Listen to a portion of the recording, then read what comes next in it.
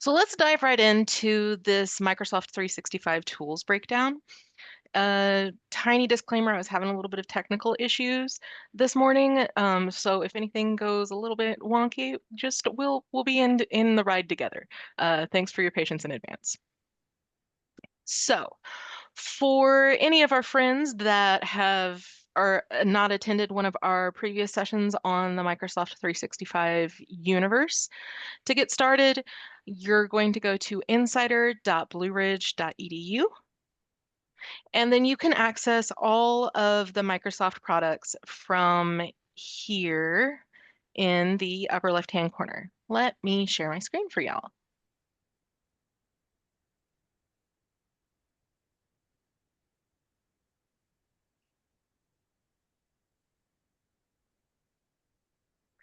So up here, you'll be able to access this is called the waffle. You'll be able to access all of your apps. It might be a small list, it might be a big list, just depending on what you use or what you don't. So if you see something in this presentation today that you're not seeing in your little pop-up here, you have a couple different options for accessing it. You can either click into this box up here and search for it specifically, or you can click the More Apps button, and that'll take you into like a full list. You might have to click See All. This is what that list looks like. It is rather expansive. That being the case, there are going to be a few services that I'm not going to cover today. A couple of those are going to stand out to you as kind of obvious and strange, perhaps, but I want to go ahead and point to bookings, calendar, and it's not in this list, but it shows up on some of them. Outlook. I'm not going to be covering those services today because they are not applicable and like fully functional until we have completed our email migration, which will happen sometime next year. As I've been telling folks, technically you can use them, open them up, poke around, see what they look like. However, you don't want to depend on them as your primary service because they will not integrate with your Google Calendar, and any notifications that you send out of those services will probably not reach the intended target because they kind of get stuck in Outlook in like the Microsoft area, and no one will ever see it, and you'll be real confused when nobody shows up to a meeting that you didn't even know about. Any questions about that part? I'm real excited to just dive in here and hop into all the glory, which I think I might just do and just let's do this. All right, so we have Microsoft 365 tools. The whole thing about Microsoft is it is an entire ecosystem that is really wired together and designed to help you do whatever it is you need to do and to be able to do it from anywhere. That's one of the reasons that we're switching over to Microsoft is to where you can do it from home. And one of the cool things that we're telling people is that you can really customize this to whatever works for you specifically. So if you want to be able to get to your files, some people are going to go to SharePoint, some people are going to use their file browser, some people are going to go to OneDrive. And Microsoft is really built to support that because they recognize that we all work a little bit differently. So I've kind of broken out all of these different products into kind of like chunks of generalized what they are or what they do. This first content creation set is really based on generative actions when you're needing to create something to send out, to print, to share, to help you manage whatever the heck is going on in your business life. So in this area are a bunch of different services. I have 7 in here, and a few of them should be pretty familiar because they're fairly industry standard. We're going to start with the very first easiest one, which is Microsoft Word. Here you can create pretty much any kind of document that you would possibly like. I'm not going to go super in depth on this as I trust that most of us have used a word editor in the past, know that it's there and that it exists. If you need more support on this, there is plenty of documentation, and we might even have some people on this call that teach classes on it. Another one of those really common ones is Microsoft Excel. This one is a spreadsheet and like data crunching sort of software. You can create your spreadsheets, you can create charts and tables, and really break that down into digestible dashboards and other analysis tools. Same with Microsoft Word. I'm going to kind of skip over a bunch of these here at the front just because they are so common and we've got so much that I want to show you. So Microsoft PowerPoint, this one is it's literally what you're looking at right now. This is a Microsoft PowerPoint. It's used for slideshows. It's very customizable. You can do anything from like pretty much no brain power and just use the templates and click and it'll do everything for you. Or you can go super like advanced user level with like animations and stuff too. For these first three, they have straight like Google to Microsoft analogs. If you're using Google Docs, you're going to want to use Microsoft Word. If you're using Google Sheets, you're going to want to use Microsoft Excel. And if you're using Google Slides, you're going to want to use Microsoft PowerPoint. So here's where we are going to start kind of moving away from those super popular ones into some stuff that people haven't heard about. I did have this little video here that I was going to play for you guys. I can try it, but I don't know if the sound's going to feed through. Let me know if you hear anything.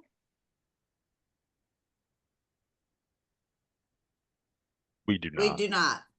Okay, that's all right. Like I said, I was having some tech issues and I must not have got that one totally configured. And I don't want to waste anybody's hand or time. I was reading the fact that Rose had raised her hand and cannot read and speak at the same time. Okay, so what Microsoft Sway is it's kind of like Microsoft PowerPoint in that it is a presentation software.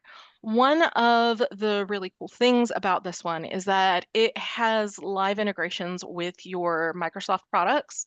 So you can actually embed things such as you can embed Excel sheets, you can embed almost anything from your OneDrive. You can also embed other components like Loop, and you can interact with them directly in the presentation. One of the things that Sway does really well is it will automatically generate this presentation for you and will rearrange the stuff to where it's responsive to whatever device you're working on. Whether you're looking at a cell phone and it's got this teeny tiny little screen, or if you're working on a giant presentation on like a projector, it'll rearrange to where it fits that aspect ratio as well. The idea with Sway is that you tell it your intention behind what you're putting in. You put in the information and then you tell them which things you want to emphasize, which things are accents, and it'll do the rest. You don't have to specify this is bold, this goes in a different box. Sway kind of just infers that and you create a storyline. See if I can pull up the picture here. You create a storyline here and it'll spit out a presentation kind of for you.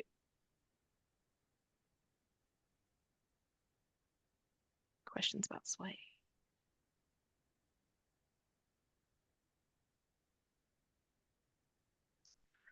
All right. Some of you folks may be familiar with Visio. I did want to touch on it a little bit because you do have some functionality with your basic license. However, be aware that Visio is one of the products that you need an additional license if you want to use all of the bells and whistles. If you want really basic stuff, you can create diagrams using Visio. You just drag and drop.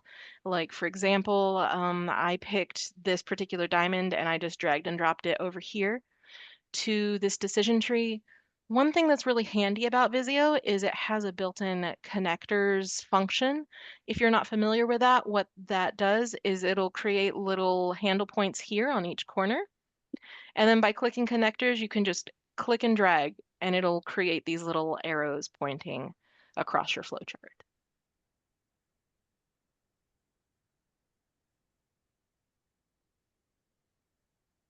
I believe this is the last one.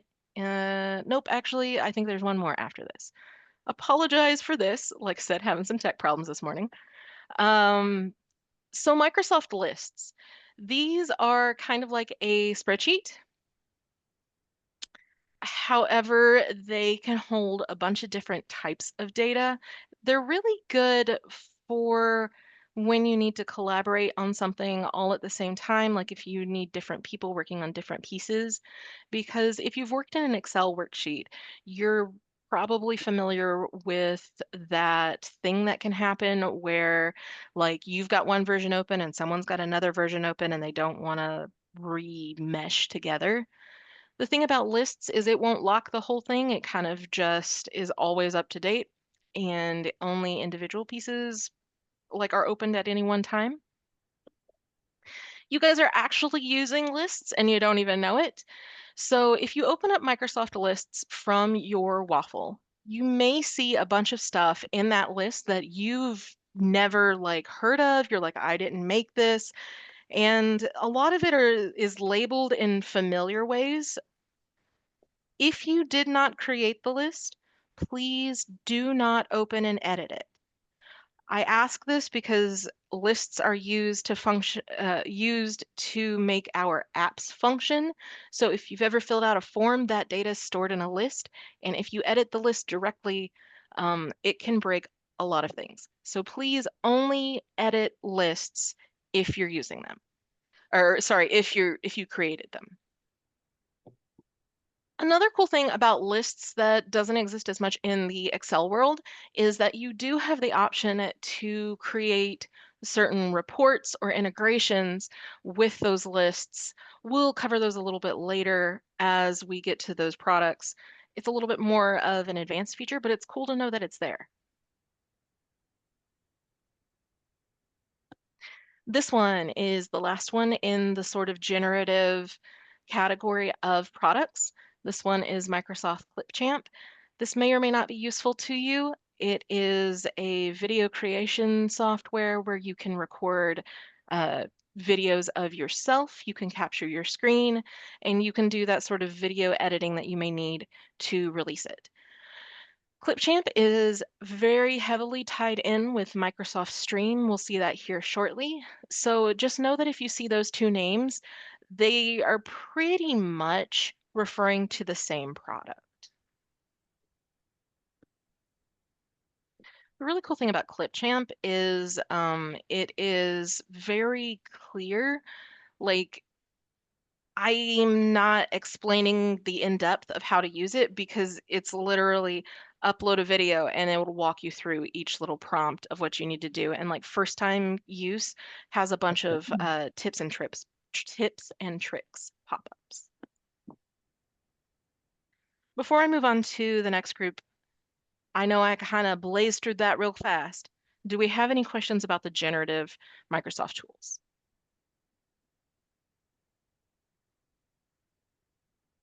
All right.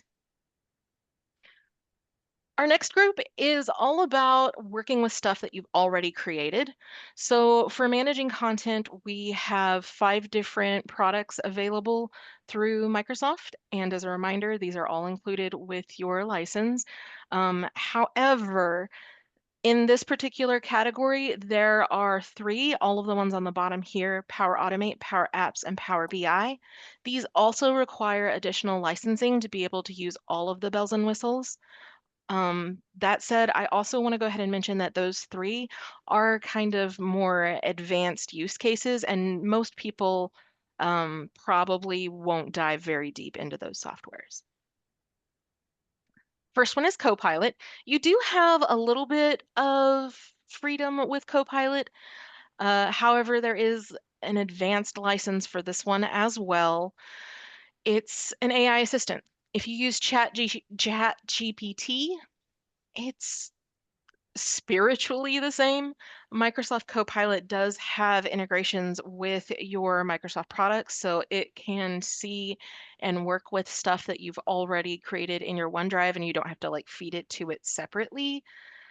However, like I said, the license is a little bit limited if you're just on the basic flat one. So if you're using ChatGPT, maybe stay with ChatGPT. Or if you're using Copilot, stay with Copilot. Like just whatever works for you there. The next one here that I have is Microsoft Stream. If you recall, I mentioned it in conjunction with Clipchamp. The kind of nitty-gritty, like splitting hairs difference between them is Clipchamp is the part of the software that creates the videos, whereas Stream is the part of the software that shares and displays the videos. So Microsoft Stream is essentially Microsoft's version of YouTube. You upload videos and you share them. It does have a bunch of those accessibility features, same as YouTube, in that it does have automated closed captioning and transcripts that it'll generate for you, and then you can go in and edit if you need to. As you Sure. can see here, the buttons are pretty much identical to YouTube. You've got your plays and your literally everything you've ever seen in a video you've ever watched.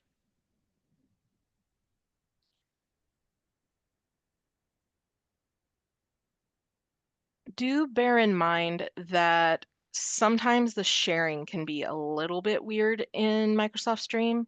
So make sure that you're paying attention to the configuration if you're sharing that link. Make sure that it's set to anyone if you're having to share it outside of the college. And depending on where exactly it's saved, that any one option may or may not be available. All right, so we're diving into some of those, well, I'm not going to say diving in. We're going to lightly touch upon some of those more advanced Microsoft doodads. The first one is Power Automate. This one is a very powerful tool that can do a whole lot of automation for you. We, being Amy and I, use this to power a lot of the processes that we build for you, and they're heavily tied into the apps. However, even if you're not an advanced user, there are some templates that are available in things like lists.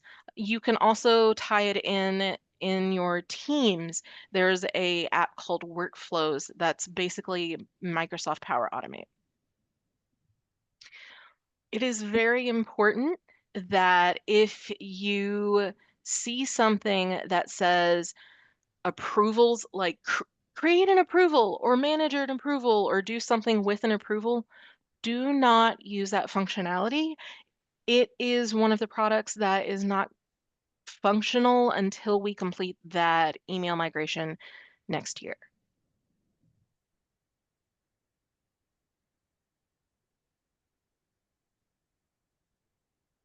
Next up, we have Microsoft Power Apps. I hope that most of you are familiar with these. If you've seen an app that looks like the one on the screen, that's a Power App. They come in two varieties. There are the ones that you are typically interacting with, where everything is built custom piece by piece. And then there's some that are based on data and things that are a little bit more pre-generated. That said, there is a large learning curve for Power Apps, and there are also institutional style guidelines that like Amy and I have created. Realistically, if you need a Power App, you're probably just going to want to send in a ticket and reach out to us. But I mean, feel free to poke around.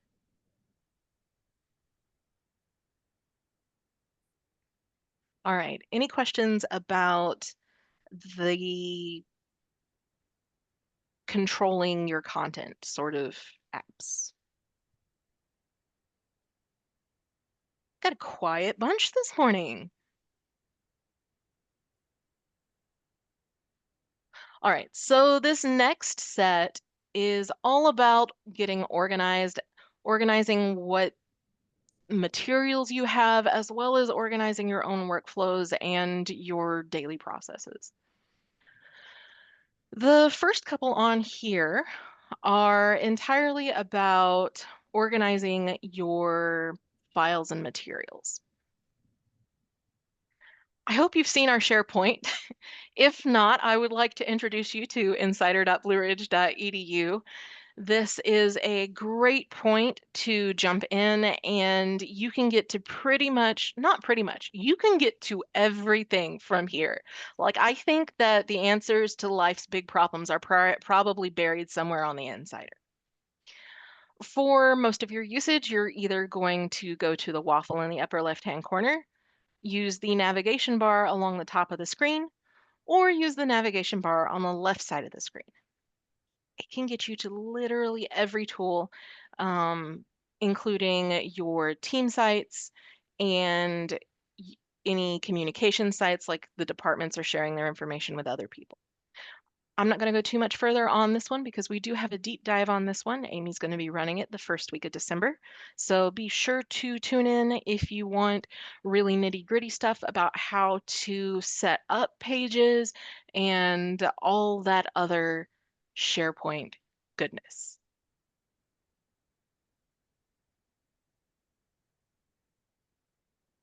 Right, OneDrive. I also hope that most of you have heard of this one. This one is the Microsoft analog to your G Drive. So all of your personal files can be saved into your OneDrive and they can be rearranged and shared. And we're going to cover so much about this. We have a special session just for sharing. That one is on November 17th. That said, I want to give you guys a little bit of a preview. One really cool thing that you can do in OneDrive is you can set up a folder and request files. What this does is it generates a link that you can send to anybody and their brother, and they can submit a certain type of file to you. You specify it when you create the link. It'll be like, what are you trying to request? And then you can be like, I am requesting the RFP documents.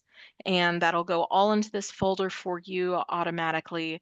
It is super handy dandy. I do have, uh, on my other presentation, I had a link that I could have shown you, but technology is difficult sometimes, so we're just gonna move on. I'll try and share out some this presentation when we send out the recording. Microsoft OneNote. So I do have this one open. I want to be able to show you a little bit more in depth because there is a lot of interest about OneNote. OneNote is essentially a digital notebook. Let me pull it up for y'all. So I have this sample notebook open right now. We will see how well it's behaving. And if it doesn't, then I will just talk to you about it.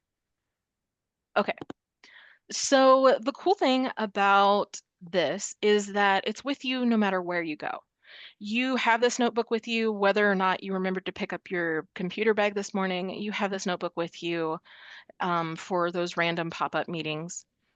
And the thing is, it actually contains multiple notebooks. You can have as many as you want.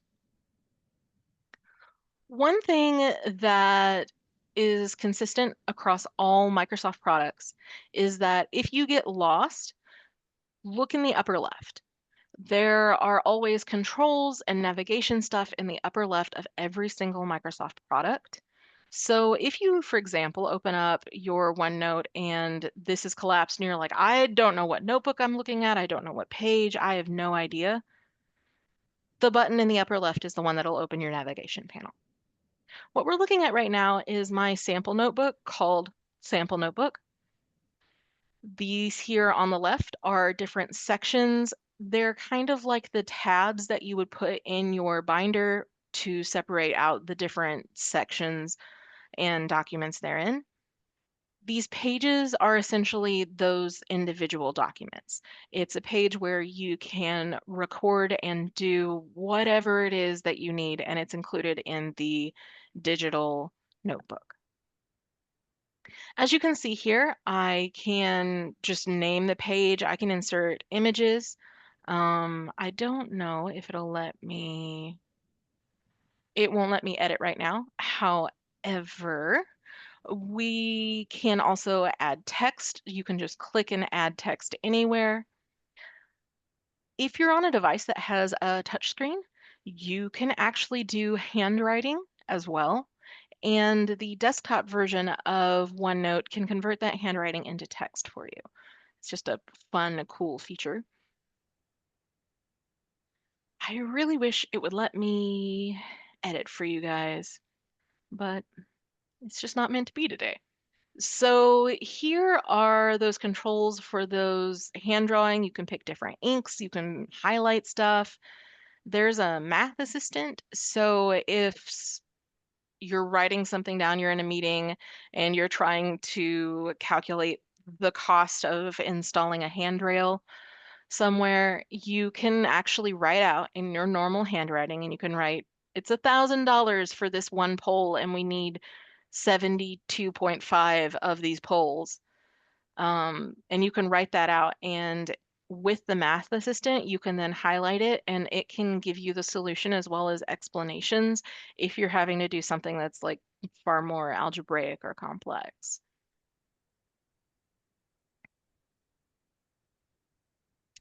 There is also the immersive reader, which you'll find in a lot of Microsoft products. What that is it is an accessibility tool that opens up and it makes things a lot clearer to read. And a lot of them also have where it'll read to you based on whatever's on the screen. You can share your notebooks too. The sharing is the same across almost all Microsoft products. You're either going to see this little icon right here with the arrow coming out of the box, or you'll see the word share in a variety of fruity colors. In Microsoft's OneNote, you can choose whether you want to share the entire notebook or if you want to share just the page you're on, or I think you can even do just the section. I'm not 100% about that, but click into things and find out. The cool thing about Microsoft is you're not going to break it. It doesn't matter um, what you do, like pretty much everything is undoable. Like you can reverse it. Also, Microsoft has version history available for most of its products. It's super flexible. Just give it a whirl, see what works. All right. When you share these out, you can also specify if it's read only or if it is edit access.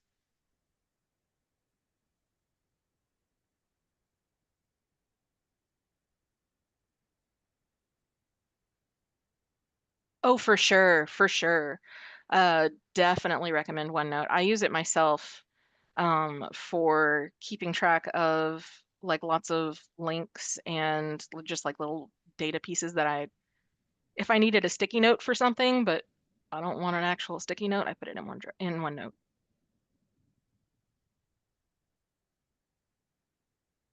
hmm Next up is Microsoft Planner. It is a digital planner in the same way that OneNote is a digital notebook. It doesn't have all of the functionality that it will have after we go through the email migration next year. However, Watching this video and it's really boring right now. Okay. we have plenty of functionality as it is. You can use it to manage different projects, workflows, and associated tasks. We're going to do a deep dive on those a little bit later this month if you would like to log in to those. We'll show you exactly how to use Microsoft Planner. Microsoft To Do will probably cover in tandem with Microsoft Planner, but just as a little preview for that, there are a bunch of checklist functionalities in the Microsoft To Do ecosystem. It's just the task list. And so one of the cool things is that it can pull the tasks out of Planner. It can pull the tasks in the future from your Outlook, and it shows them all in one space where you can interact with them.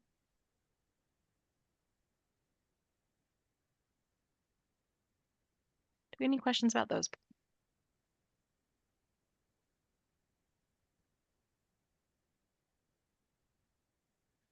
All right. The next group of tools are all about collaboration. I know that lots of people are excited about those. I know that people are so excited for a few of these that we definitely have deep dives planned. And so for Microsoft Teams, we've already had 2 sessions about how to get set up and how to use it. The recording for that will be available soon. However, we just added another session of this available at the beginning of December. Check out Amy's email if you want more information and you want to see if you can get in on that. Microsoft Teams, just as a broad stroke overview, is the product that is your gateway to all of Microsoft. So maybe you like going to One-Sider or Insider to get to everything.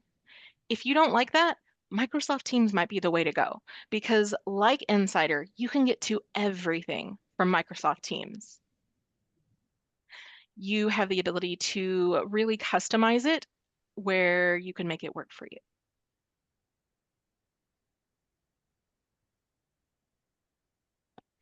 Next up, we've got Microsoft Loop. Microsoft Loop is really great for working on projects at the same time. There are a few different versions here that you can use. You can create text blocks with it. You can create checklists. You can even do some project management and create assignments where different tasks are assigned to different individuals, and it'll give them notifications in their Teams windows, as well as, if done correctly, it can pull through into Planner and their to-do list. We're going to dive further into that next week, I think. Microsoft, where is what? Microsoft Loop. You can access it from the waffle.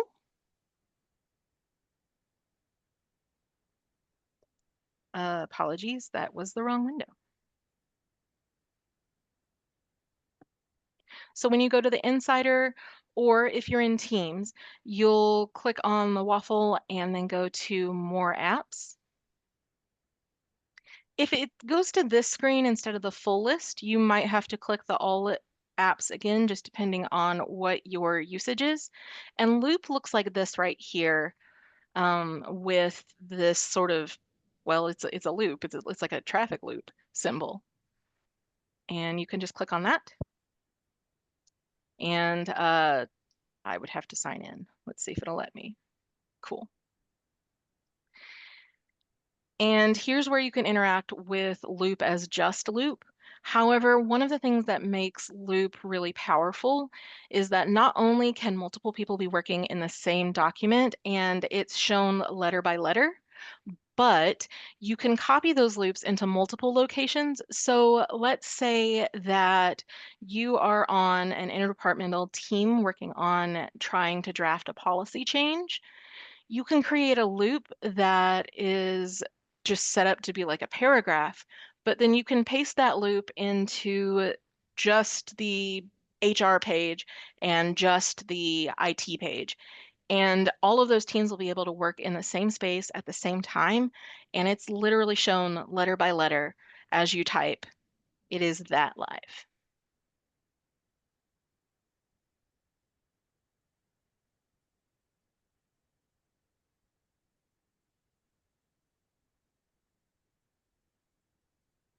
All right. So Microsoft Whiteboard, you can use it standalone. However, the thing that makes Whiteboard powerful is that it is heavily integrated into Teams. And so you can add it to any of your chats or channels, or if you guys are in a meeting, you can add a whiteboard to it. And it is literally a digital whiteboard. It has a bunch of functions where you can add some sticky notes, you can type in the same place, you can like draw on the screen with like little markers, like I've done here. And it's accessible even after that meeting ends.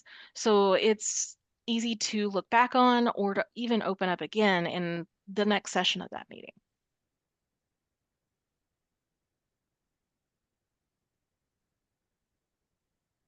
So I've got this one, and hopefully everything's all ironed out. If you want to scan the QR code, or I'll paste the link into the, well, I would if I could. Please hold. I will eventually give you guys this link.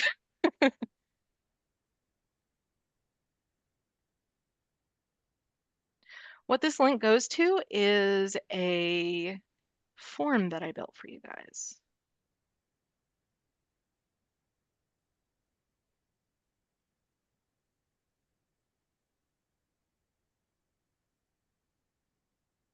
All right, I believe that that is it. It's really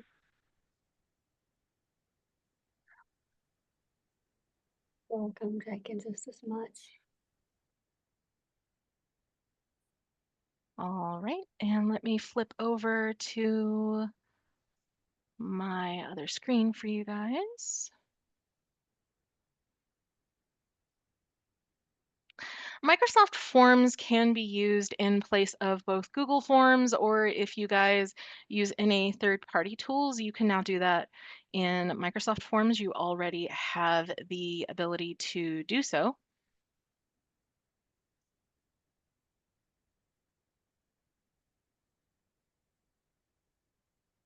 So after one's built out, this is what it looks like. I'll go into the builder here in just a minute to where you can see a little bit more about how these are set up. But it has all of the basic functionality that you would expect for a form builder. You have multiple choice options, selection options, and like I said, anything you would expect.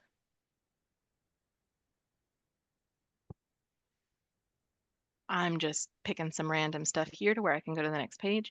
You have the ability to do different requirements for each one. You have the ability to also do some kind of advanced fun stuff. We've got that in the next section. One of the things that you can do is you can do branching, where if someone selects one option, it either opens or collapses another section in the form. So if you ask if something's applicable to someone and they say no, it won't show them the questions that they don't care about. You can actually just go ahead and have it jump to the end of the form. So there's a fun little thing here for you if you guys want to click through and see if you guys can make it to the end of the day or not.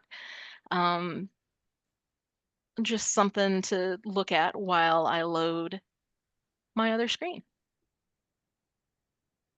So can I jump in and say something about Microsoft Forms? Absolutely. Because this is a sticking point, and David can back me up. There are many Google Forms out there that are embedded in place. Yeah. Don't claim innocence, David. That's not fair. There are plenty of Google Forms that are out there and embedded either in the website or wherever. When we do the file migration, it migrates those Google Forms over to Microsoft Forms. And we had a kind of panicky moment because it's not listed in your OneDrive like it is in Google Drive, because you can see all of your forms, your Google Forms, in Google Drive, just the main place, your main Google Drive. This one, once we migrate it and it converts it over to a Microsoft form, it is in Microsoft Forms. When you click the waffle and go to the initial Forms landing page, that is where you're going to see it. It's not going to be in your OneDrive. Although the data that you look at in the what will now be an Excel spreadsheet instead of a Google sheet, that is saved in your OneDrive. So don't panic if you've got Google Forms and we're migrating them. They're there, they're under Forms.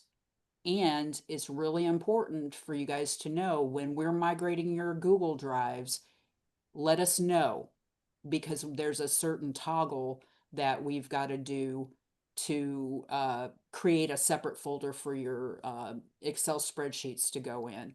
So if you've got Google Forms that you use and they're in your Google Drive, let us know so that we can make sure that those all get migrated correctly. End of speech. Thank you. And so, yeah, you get to those the exact same way as you would get to any of the Microsoft tools. You'll click on the waffle in the upper left-hand corner and then access it through all apps if it's not available in your shortlist. This is what the Forms Builder side looks like. You'll see that it's pretty close to how it looks in the actual shared and participating portion. It's just you have options to do stuff in here. Anywhere you see the three dots in a Microsoft product, know that that is just Chef's Kiss Gold, because that's where you get all of the power, options, and customization is by clicking on those ellipses. Here I can duplicate a section. You can see that this particular form has two sections. There's this one here where I put the survey questions. And then down here, there's this little break. So you can see that it'll show as a separate page. This is section 2, which has that branching example.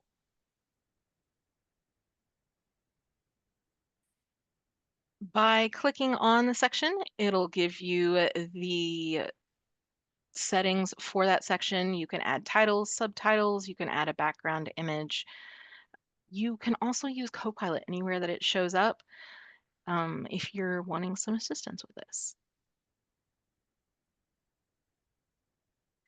Here is where we start putting in the questions, and all I did there was click on an existing question to where you can see what that looks like.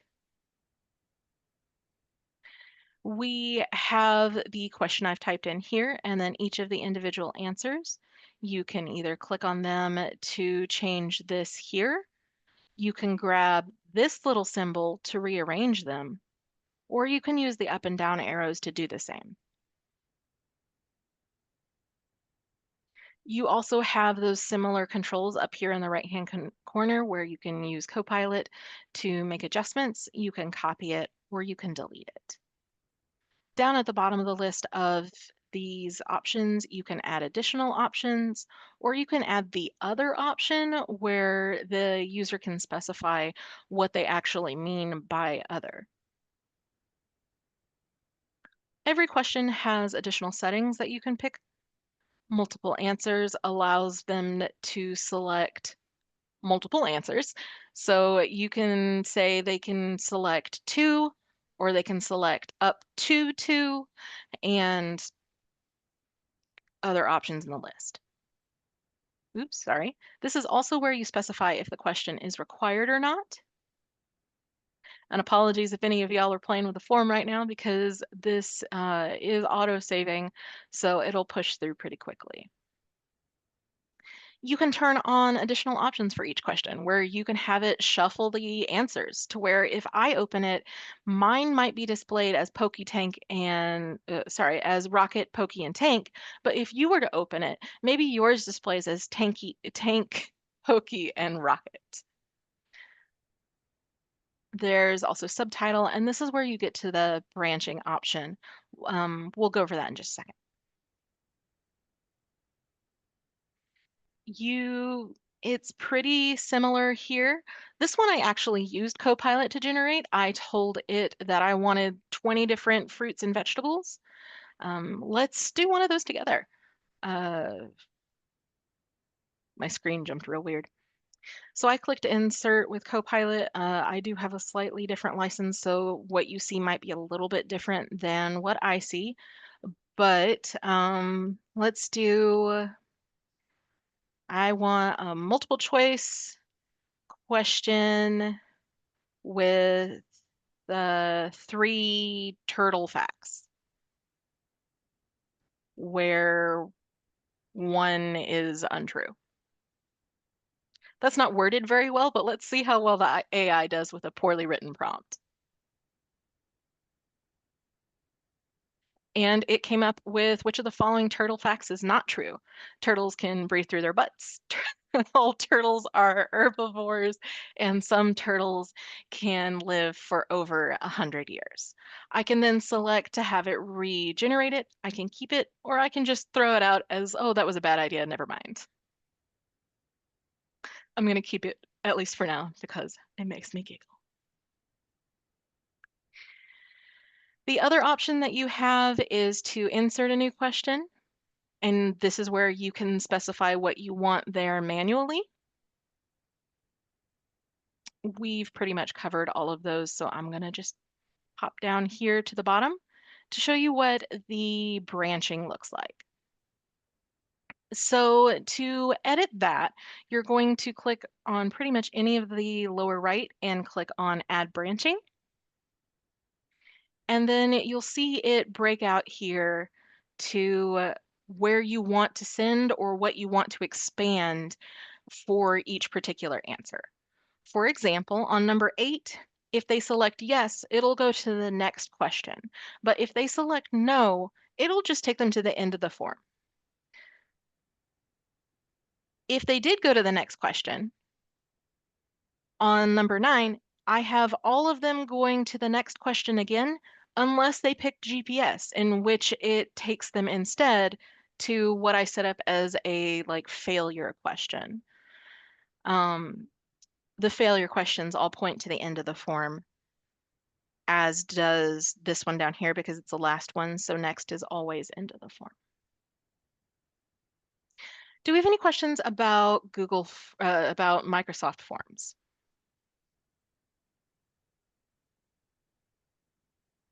All right.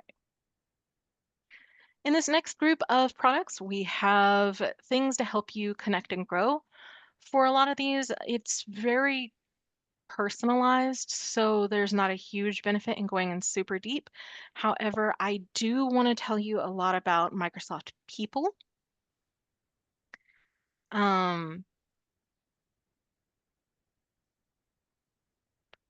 Microsoft People has all of the contact information that you could possibly want.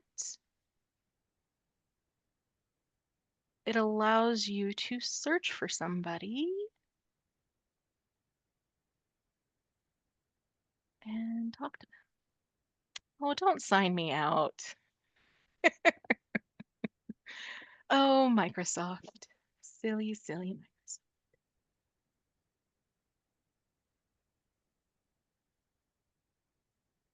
We'll use this one instead. So you access it doing the exact same thing, use the waffle, and then open up to all apps if it's not in your shortlist. People is integrated with Outlook if you go directly into the People app. However, People also shows up across all Microsoft products. If you are using Teams, People will pop up if you use the search bar at the top of the screen. If you use Insider, People will pop up if you use that search bar at the top of the screen. And you'll be able to open up those contact cards and get the same information from them. I'm going to pull it myself.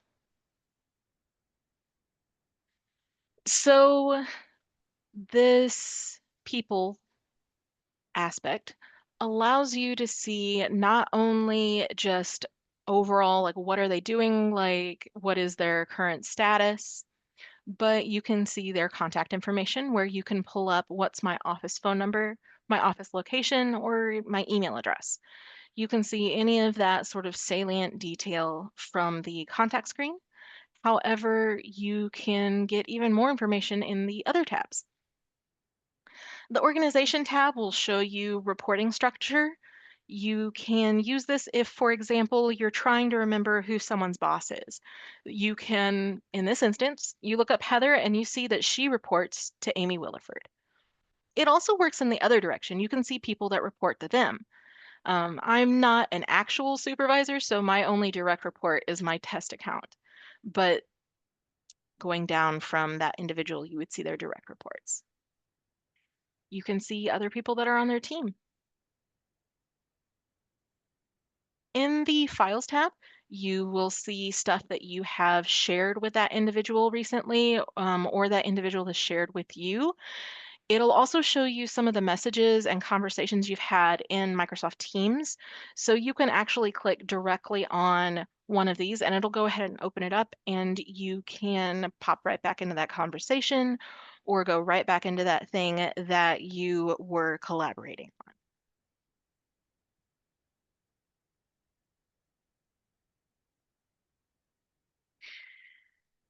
Next up in this sort of connection sphere is Microsoft Engage. Essentially, it's Microsoft's version of Facebook. It's Facebook for corporations. A fun thing about that is you can do praise shout outs to other individuals. I have a little screenshot here of what that looks like as an example.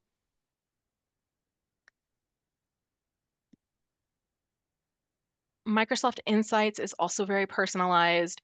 This one is to help you maintain better work habits. It can allow you to do focus time or to break down reports and stuff about what your schedule looks like. Do bear in mind that Microsoft Insights is only going to pull from Microsoft products. So until we do the email migration next year, we won't have the full functionality, and some of the numbers and reports may seem a little bit off in the Insights app. As another little one that you can play with if you like, we have Microsoft Reflect. This is just really quick check-ins that you can do with your audience to see how they're feeling about whatever's going on. How did you feel about last week's lesson? Did you feel like you learned something from this or whatever? They have a library of pre-built evidence-based questions that you can choose from, or you can build your entire Reflect yourself. That said, Reflect is very minimal. It only has 2 sections to it. And it's really based on individuals' feelings and to take a temperature about the people aspect more than the quantitative aspect.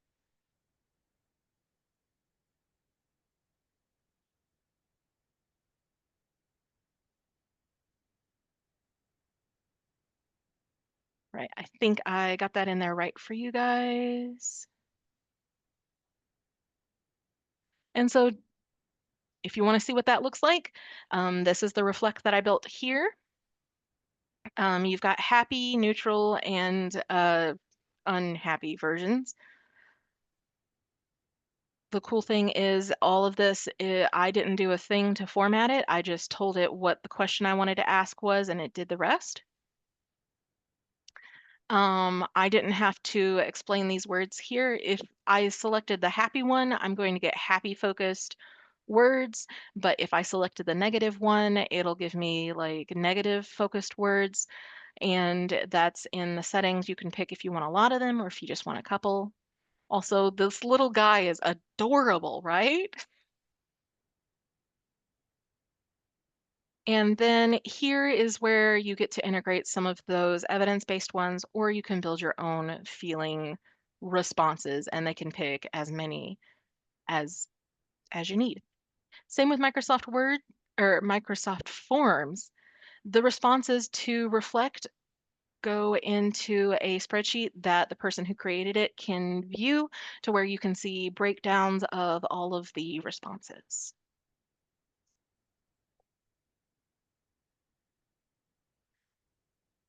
All right, last one is Microsoft Viva Learning, and this is just another library with tips and tricks to help grow your professional repertoire. We have those available through NeoEd. There's also courses available through Microsoft Learn, but this is just another little thing to have in your back pocket. It's got both technical videos as well as videos on some of those soft skills.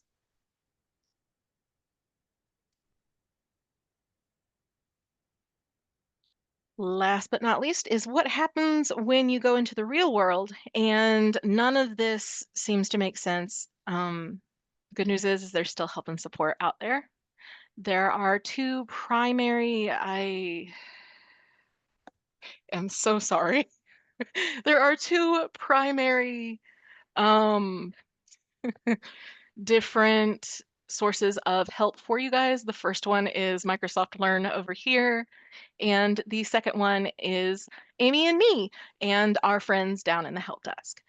So Microsoft Learn has pretty much everything you could possibly want to know, and I cannot recommend it highly enough. It literally goes from this is the first time I've clicked on this thing, what do I do? To super advanced. So whatever you need, there's probably an article for it. And if there's not, like, there's definitely something on Google because my friends, like, if you're having a problem, like someone else has also had that problem.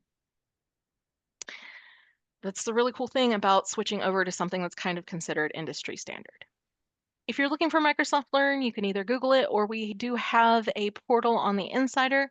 You'll see here along that top navigation, the center one is Learn M365. The help articles are written and maintained by the IT department, but if you want to talk to us or you have a specific question, feel free to email us at helpdesk@blueridge.edu. That'll get you to whoever is like actually here today and can help with your question. Speaking of, is there anything that you wanted to see today that you haven't? There's one thing that I want to mention is Microsoft is constantly changing. So some of the stuff that Heather showed you is new. It's new stuff to the Microsoft sphere of being. As we move forward, there's always going to be more. There's always going to be changes. So center yourself, deep breath, and be just a little bit flexible to say, what's this new icon that showed up? And I have no idea what it is. Go in search of, ask us, look at, Google it, look at the help articles, because things change so quick in Microsoft, like we can't even keep up with it. And their whole intention is collaboration. So most of what they're adding is probably good, but just know that things may change, and be mentally prepared to handle that change. And just a final plug, if you joined and you haven't put your name in the chat, please do that because that's how we do our attendance. Oh, thank you. That's so sweet. As always, we're here to help you guys. So let me know if anything comes up.